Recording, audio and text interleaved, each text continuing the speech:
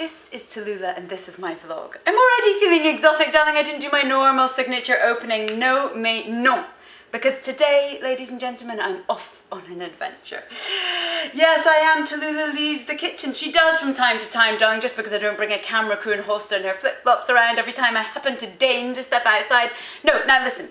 There comes a time when one has to question oneself, have I stagnated? Obviously not. Tallulah does not stagnate like some water lily in a dead pond. But what I do think is very important is expansion, ladies and gentlemen. It's good to shake things up, shake up the norm. Instead of going to the Riviera, maybe try the Italian Riviera, you know, change your Rivieras up. Anyway, this year I've decided to forget about the Riviera entirely. I mean, not for the rest of my life, just momentarily. And head a little further more exotic. Yes, ladies and gentlemen, I am about to go to the Sahara Desert. The motherlode of deserts, darling. This is not just a little square inch with a half-dead cactus and a piñata lying around. No, ladies and gentlemen, this is, I mean, I'm not entirely sure if the equator's in the middle of the Sahara, but I think so. Obviously somebody else down there will be able to tell me. But the point is, I'm doing a big wild adventure. Yes, I am, ladies and gentlemen, with the nomads and such, with the camels. They don't even speak English. Of course not, darling, of course not. I'm having to brush up my Spanish. Who knew but a few of them speak Spanish? Anyway, I know a little bit of Arabic, not too much, but luckily I'm a mime artist. That's going to get me by. Anyway, this vlog is about one should always push one's own boundaries, ladies and gentlemen. There's a wide world out there, and if we stick in our own little routine, we never get out. So turns out when I did my vision board earlier this year, I had put, you know, a Moroccan riad picture, and I put a very nice picture of lots of Louis Vuitton bags and such on a picture of the desert.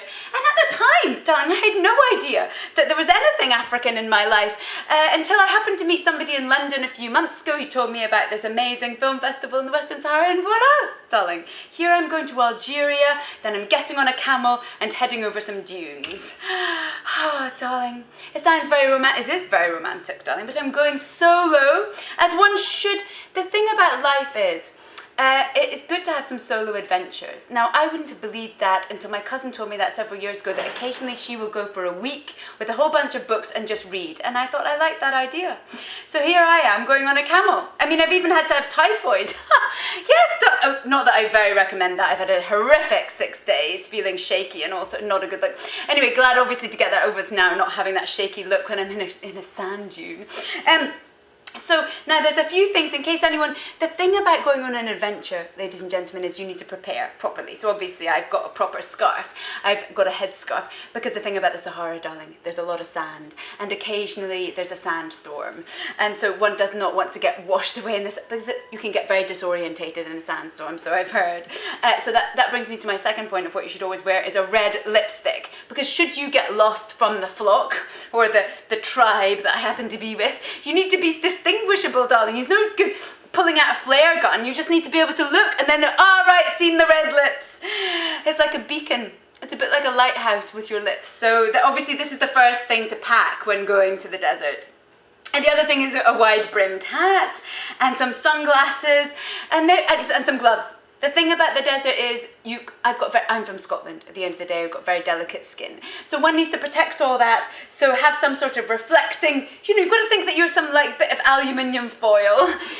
So that's what I'm doing, ladies and gentlemen. I don't know when I'll be back to do my vlog, because once I'm off on my adventures, who knows when they may start. I mean, once you start these kind of things, darling, then you think, well, how far really is it to the Great Wall of China? I mean, now that you're in Africa, why not keep going east? You know, I do yoga, so I'm very nimble. I'm very able to cross continents and such.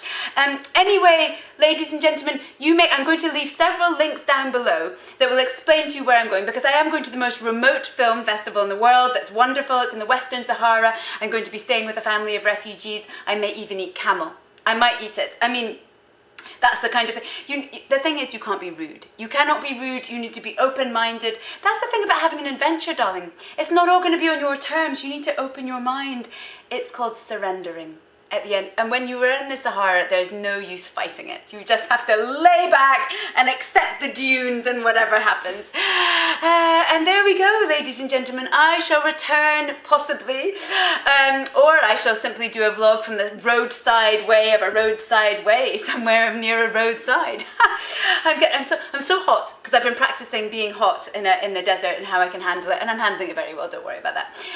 But thank you very much, and I shall see you shortly. Tallulah.